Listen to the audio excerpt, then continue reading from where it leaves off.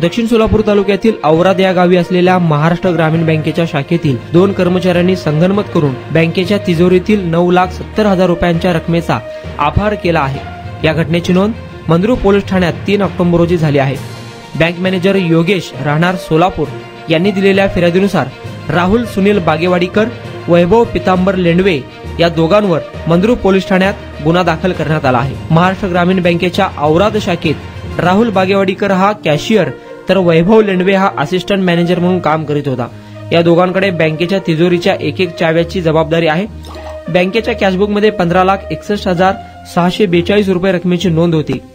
त्या रकमेपैकी 5,91,642 एवढीच रक्कम बँकेच्या तिजोरीत ठेवून त्यामधील 9,70,000 रुपयांची रक्कम या दोघांनी वापरल्याचे समोर आले आहे।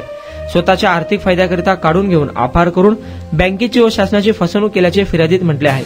दरम्यान या घटनेनंतर मंद्रुपचे सहाय्यक पोलीस निरीक्षक मनोज पवार यांनी बँकेला भेट घेऊन सविस्तर माहिती घेतली। पोलीस उपनिरीक्षक डांगे हे या घटनेचा अधिक तपास करीत आहेत।